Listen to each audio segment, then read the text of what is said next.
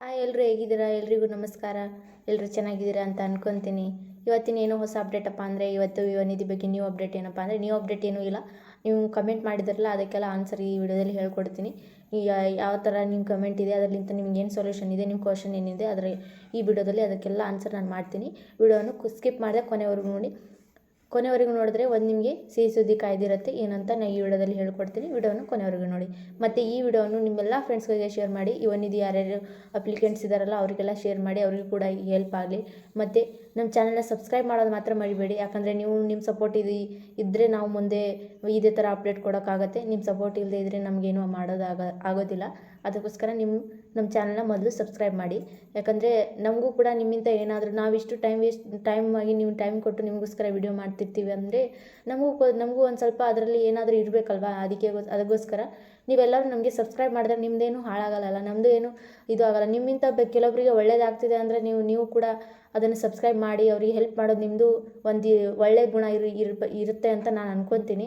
ಈ ವಿಡಿಯೋದಲ್ಲಿ ಹೇಳೋದೇನಪ್ಪ ಅಂದರೆ ಇದೇ ಈ ಕ್ವಶನ್ನಿ ನೀವು ಏನಾದರೂ ಕ್ವಶನ್ ಇದ್ದರೆ ನಿಮ್ಮದು ಏನೇನು ಕ್ವಶನ್ ಮಾಡಿದ್ದೀರಾ, ಏನೇನು ಕೇಳಿದ್ದೀರಾ ಅದಕ್ಕೆಲ್ಲ ಆನ್ಸರ್ ಈ ವಿಡಿಯೋದಲ್ಲಿ ಹೇಳ್ಕೊಡ್ತೀನಿ. ವಿಡಿಯೋವನ್ನು ಕೊನೆವರೆಗೂ ನೋಡ್ತೀರಾ ಅಂತ ಅನ್ಕೊತೀನಿ. ಹಾಗಾದರೆ ವಿಡಿಯೋಕ್ಕೆ ಬರೋಣ, ಏನಂತ ನೋಡೋಣ. ಎಲ್ಲರದು ಕೆಲವೊಬ್ರದ್ದು ಏನಂದರೆ madam May month amount credit ಆಗಿದೆ, ಆದರೆ ಏಪ್ರಿಲ್ ಮಂತ್ ಸ್ಟೇಟಸ್ ಡಿ.ಬಿ.ಟಿ ಪುಷ್ಟ ಅಂತ ತೋರಿಸ್ತಿದೆ. ಸೊ ಏಪ್ರಿಲ್ ಮಂತ್ ಅಮೌಂಟ್ ಯಾವಾಗ ಬರುತ್ತೆ ಅಂತ ಕೇಳಿದ್ದಾರೆ. ಅಂದರೆ ಅವ್ರದ್ದು ಮೇ ಮಂತ್ ಅಮೌಂಟು ಬಂದಿದೆ ಮತ್ತು ಏಪ್ರಿಲ್ ಮಂತ್ ಅಮೌಂಟ್ ಇನ್ನೂ ಬಂದಿಲ್ಲ ಅಂತ ಹೇಳ್ತಾ ಇದ್ದಾರೆ. ಅದು ಏನಕ್ಕಪ್ಪ ಅಂದರೆ ಅವ್ರಿಗೆ ಅನಿಸಿದೆ ಮೇ ಮಂತ್ ಅಮೌಂಟ್ ಬಂದಿದೆ, ಮೇ ಮಂತಲ್ಲಿ ಬಂದಿಲ್ಲ ಅಮೌಂಟು, ಅದಕ್ಕೆ ಅವ್ರಿಗೆ ಅನಿಸಿದೆ ಅದು ಮೇ ಮಂತ್ ಅಮೌಂಟು ಅಂತ ಅನಿಸ್ತಿದೆ. ಆದರೆ ಅದು ಏಪ್ರಿಲ್ ಮಂತ್ ಅಮೌಂಟ್ ಬಂದಿರುತ್ತೆ, ಮೇ ಮಂತ್ ಅಮೌಂಟಿನ ಬರೋದು ಬಾಕಿ ಇರುತ್ತೆ. ಅದು ಬರುತ್ತೆ, ಸ್ವಲ್ಪ ವೇಟ್ ಮಾಡಿ. ಇದು ಬಂದಿದೆ ಅದನ್ನು ಬರುತ್ತೆ. ಮತ್ತು ನೆಕ್ಸ್ಟ್ ಕಮೆಂಟ್ ಏನು ನೋಡೋಣ ಅಂದರೆ ಹಾವೇರಿ ಡಿಸ್ಟಿಕ್ ಅಮೌಂಟು ಕ್ರೆಡಿಟ್ ಆಗಿಲ್ಲ ಅಂತ ಬಂದಿದೆ. ಅವ್ರದ್ದು ಕೂಡ ಅಮೌಂಟ್ ಹಾವೇರಿ ಡಿಸ್ಟಿಕಲ್ಲಿ ಯಾರ್ಯಾರಿದ್ದೀರಾ ಅವ್ರಿಗೆ ಅಮೌಂಟ್ ಯಾರ್ಯಾರಿಗೆ ಕ್ರೆಡಿಟ್ ಆಗಿದೆ ಅವರು ಕೂಡ ನಮಗೆ ಮೆಸೇಜ್ ಮಾಡಿ ತಿಳಿಸಿ. ಯಾರ್ಯಾರಿಗೆ ಕ್ರೆಡಿಟ್ ಆಗಿಲ್ಲ ಅವರು ಕೂಡ ತಿಳಿಸಿ. ಒಂದು ವೇಳೆ ಕ್ರೆಡಿಟ್ ಆಗಿತ್ತಂದರೆ ಇಲ್ಲಿ ಇದ್ದಾರಲ್ಲ Haveri district May amount not credited ಅಂತ ಕಮೆಂಟ್ ಮಾಡಿದ್ದಾರೆ. ಅವರಿಗೂ ಕೂಡ ಒಂದು ಹೋಪ್ ಸಿಕ್ಕಂಗಾಗತ್ತೆ. ಅದಕ್ಕೆ ನೀವು ಮೆಸೇಜ್ ಮಾಡಿ ತಿಳಿಸಿ ನಿಮಗೂ ಕೂಡ ಅಮೌಂಟ್ ಬರುತ್ತೆ, ವೇಟ್ ಮಾಡಿ ಅಂತ ನೀವು ಹೇಳಿ ಅವರಿಗೂ ಒಂದು ಸ್ಫೂರ್ತಿ ಅನ್ನೋದು ಸಿಗುತ್ತೆ. ಮತ್ತು ನೆಕ್ಸ್ಟ್ ನೋಡೋಣ. ಮೇಡಮ್ ವಿಜಯಪುರ ಡಿಸ್ಟಿಕ್ಗೆ ಅಮೌಂಟ್ ಬಂದಿಲ್ಲ ಅಂತ ಕೇಳಿದ್ದಾರೆ. ಯಾರ್ದು ವಿಜಯಪುರ ಡಿಸ್ಟಿಕಲ್ಲಿ ಅಮೌಂಟ್ ಬಂದಿಲ್ಲ, ವಿಜಯಪುರ ಡಿಸ್ಟಿಕ್ ಆಯಿತು, ಹಾವೇರಿ ಡಿಸ್ಟಿಕ್ ಆಯಿತು, ಜಾಸ್ತಿ ಈ ಡಿಸ್ಟಿಕಲ್ಲಿ ಯಾರೂ ಕಮೆಂಟ್ ಮಾಡಿಲ್ಲ ನಮಗೆ ಅಮೌಂಟ್ ಬಂದಿಲ್ಲ ಅಂತ. ಆಲ್ಮೋಸ್ಟ್ ಆಲ್ ಎಲ್ಲರಿಗೆ ಬಂದಿರ್ಬೋದು, ಕೆಲವರಿಗಷ್ಟೇ ಬಂದಿರಲಿಕ್ಕಿಲ್ಲ. ಅದಕ್ಕೋಸ್ಕರ ನಿಮ್ಮದೇ ಏನಾದರೂ ಪ್ರಾಬ್ಲಮ್ ಇದೆ ನಾನಂತ ನೋಡ್ಕೊಂಡ್ಬಿಡಿ.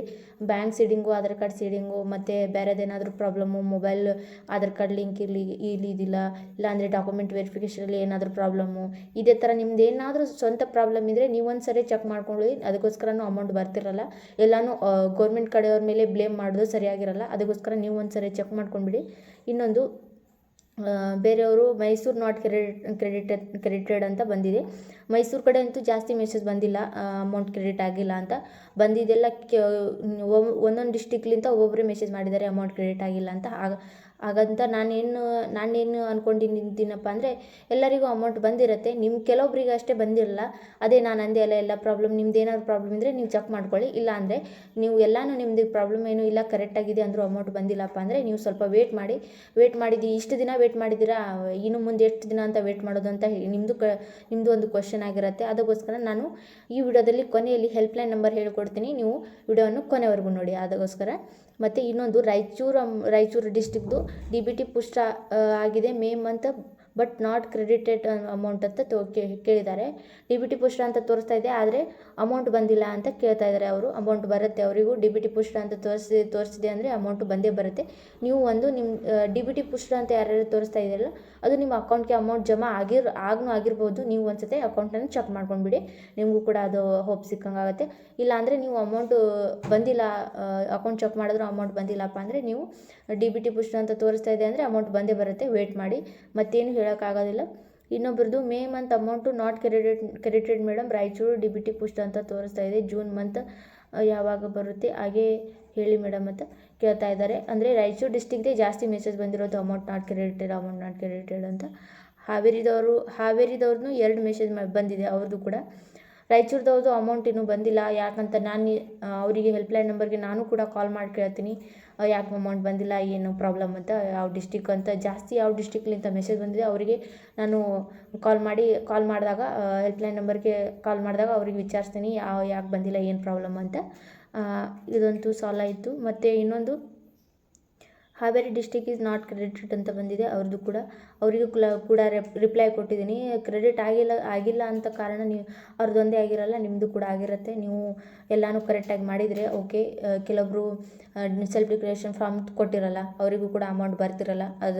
ಅದಕ್ಕೋಸ್ಕರ ಅವರು ಸುಮ್ಮನೆ ನಮಗೆ ಅಮೌಂಟ್ ಬಂದಿಲ್ಲ ಅಂದರೆ ಏನು ಮಾಡೋಕ್ಕಾಗಲ್ಲ. ಅವರು ಸೆಲ್ಫ್ ಡಿಕ್ಲರೇಷನ್ ಫಾರ್ಮ್ ಕೊಟ್ಟಿದ್ರೆ ಅವರಿಗೂ ಕೂಡ ಕನ್ಫರ್ಮ್ ಆಗಿರುತ್ತೆ, ಇವರಿಗೂ ಇನ್ನೂ ಜಾಬ್ ಸಿಕ್ಕಿಲ್ಲ, ಇನ್ನೂ ಅಮೌಂಟ್ ಹಾಕಬೇಕು ಇವ್ರಿಗೆ ಅಂತ ಅವರಿಗೂ ಕನ್ಫರ್ಮ್ ಆಗಿದೆ. ಅದಕ್ಕೋಸ್ಕರನೇ ಸೆಲ್ಫ್ ಡಿಕ್ಲರೇಷನ್ ಅಂತ ಇಟ್ಟಿದ್ದು.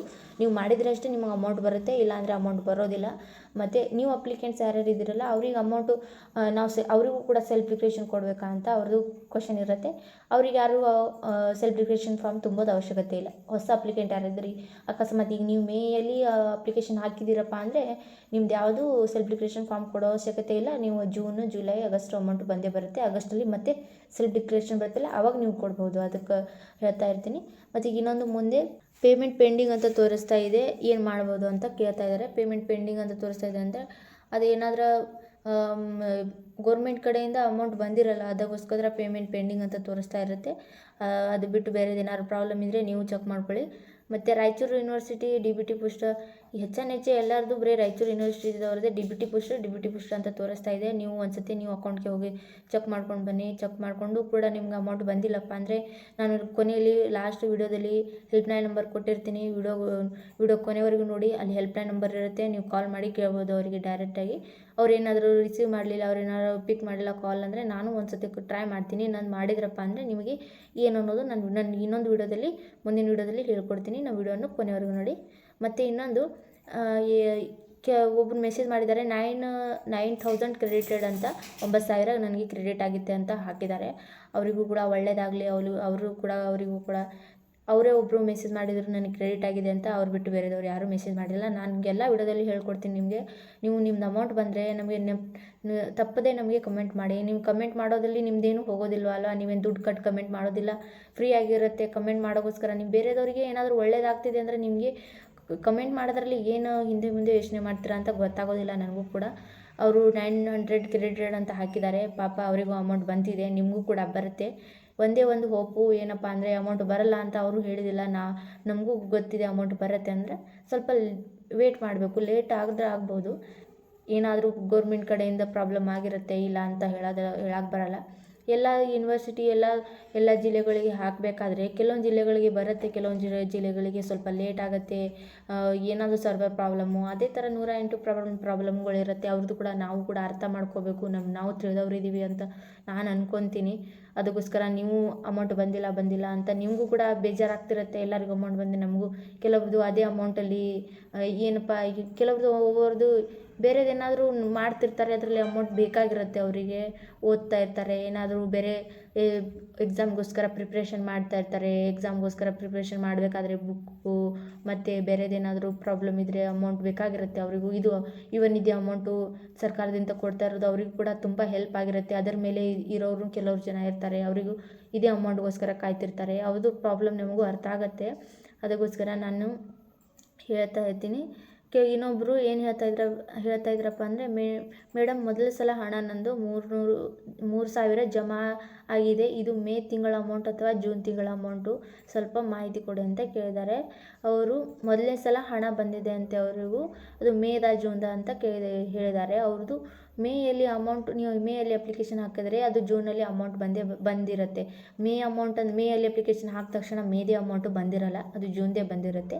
ಅದಕ್ಕೋಸ್ಕರ ನೀವು ಮುಂದಿನ ತಿಂಗಳು ನಿಮಗೂ ಅಮೌಂಟ್ ಬರುತ್ತೆ. ಈ ತಿಂಗಳದ್ದು ಬಂದಿದ್ರೆ ಮುಂದಿನ ತಿಂಗಳದ್ದು ಬರುತ್ತೆ. ನಿಮಗೂ ಕೂಡ ಒಳ್ಳೆಯದಾಗಲಿ. Next, ma'am May present status is showing like your application has been approved by DDPU on your application has been approved by DDPI on it's showing like this madam, why ಅಂತ ಕೇಳ್ತಾರೆ. ಅಂದರೆ DDPU ಆನ್ ಯುವರ್ ಅಪ್ಲಿಕೇಶನ್ ಅಂತ ಕೇಳ್ತಾ ಇದ್ದಾರೆ. ಅದು DDPI ಆಫೀಸಿಗೆ ಹೋಗಿ ಕೇಳಬೇಕು ನೀವು ಏನು ಪ್ರಾಬ್ಲಮ್ ಅಂತ. ನಾವು ಹೇಳಕ್ಕೆ ಬರಲ್ಲ ಏನಿದೆ ಅಂತ. ಅದು ನಾವು ಯಾಕಂದರೆ ನಾವೇನು DDPI ಆಫೀಸಲ್ಲಿ ಕೆಲಸ ಮಾಡ್ತಿಲ್ಲ, ಅದಕ್ಕೋಸ್ಕರ ನಿಮಗೆ ಹೇಳೋಕ್ಕಾಗಲ್ಲ. ನೀವು ಅಲ್ಲೇ ಹೋಗಿ ಅವರಿಗೆ ವಿಚಾರಿಸಿ. ನೀವು DDPI ಆಫೀಸಿಗೆ ಹೋಗಿ ನೀವು ಅಪ್ಲಿಕೇಶನ್ ಹಾಕಿದ್ದೀರಲ್ಲ, ಅಲ್ಲಿ ಅಪ್ರೂವ್ಡ್ ಆಗಿದೆ ಅಂದರೆ ಅದು ಆ ಥರ ಬಂದಿರುತ್ತೆ ಅನಿಸುತ್ತೆ ನನಗೆ. ಅದಕ್ಕೋಸ್ಕರ ನಾನು ಹೇಳ್ತಾ ಇರೋದೇ ನಿಜ ಅಂದ್ಕೊಂಡು ಕುಂತ್ಕೋಬೇಡಿ. ಹೋಗಿ ನೀವು ವಿಚಾರಿಸ್ಕೊಂಡು ಬನ್ನಿ, ನಿಮಗೂ ಕೂಡ ಒಂದು ಸ್ಯಾಟಿಸ್ಫ್ಯಾಕ್ಷನ್ ಸಿಕ್ಕಂಗಾಗತ್ತೆ ವಿಚಾರಿಸಿದ್ಗೋಸ್ಕರ. ಇನ್ನೊಂದು, ಕೆಲವೊಬ್ಬರು DBT ಪೆಂಡಿಂಗ್ ಅಂತ ತೋರಿಸ್ತಾ ಇದೆ, ಏನು ಮಾಡೋದು ಅಂತ ಕೇಳ್ತಾ ಇದ್ದಾರೆ. ಆದರೆ ಅವ್ರ ಫ್ರೆಂಡ್ಗೆ ಬಂದಿದೆ ಅಂತೆ, ಅವರಿಗೆ DBT ಪೆಂಡಿಂಗ್ ಅಂತ ತೋರಿಸ್ತಾ ಇದೆ ಅಂತೆ. ಅದಕ್ಕೆ ಏನು ಮಾಡೋದು ಅಂತ ಅವ್ರು ಕೇಳ್ತಾ ಇದ್ದಾರೆ. ಅವರಿಗೂ ಕೂಡ ಬರುತ್ತೆ, ಅವ್ರ ಫ್ರೆಂಡ್ಗೆ ಬಂದಿದೆ ಅಂದರೆ ಅವರಿಗೂ ಬರೋದೇನು ಸ್ವಲ್ಪ ಲೇಟ್ ಆಗ್ಬೋದು, ಅಂದರೂ ಬರುತ್ತೆ. ಅದೊಂದು ಹೋಪ್ ಇಟ್ಕೊಂಡು ನೀವು ವೇಟ್ ಮಾಡಿ. ಮತ್ತೇನು ಹೇಳೋಕ್ಕೆ ಬರೋದಿಲ್ಲ.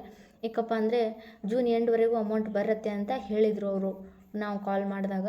ಆದರೆ ಜೂನ್ ಎಂಡ್ ಮುಗೀತು, ಜೂನ್ ಮಂತೇ ಮುಗಿಯೋಕ್ಕೆ ಬಂತು, ಅದರ ಅಮೌಂಟ್ ಕ್ರೆಡಿಟ್ ಆಗಿಲ್ಲ.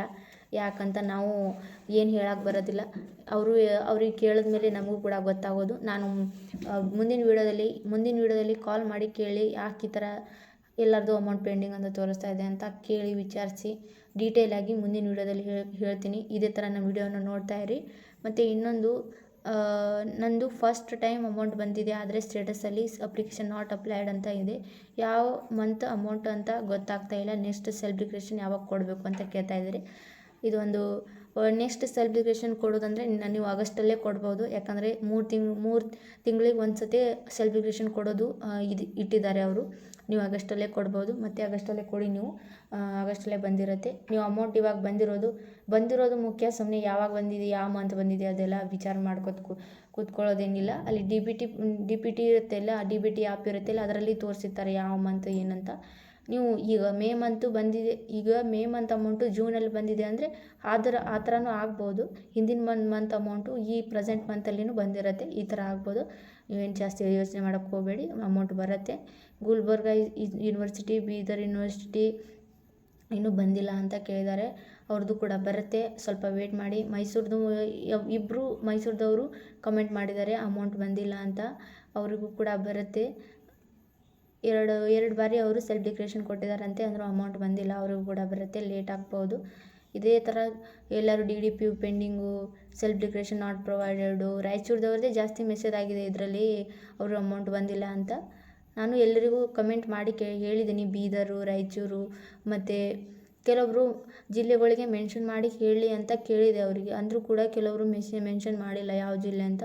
ನನಗೆ ಹೇಳಿದ್ರೆ ಅವ್ರು ಮೆನ್ಷನ್ ಮಾಡಿದರೆ ನನಗೆ ಗೊತ್ತಾಗೋದಿಲ್ಲ ಯಾವ ಜಿಲ್ಲೆಗೆ ಬಂದಿದೆ, ಯಾವ ಜಿಲ್ಲೆಗೆ ಬರೋದು ಬಾಕಿ ಇದೆ ಅಂತ.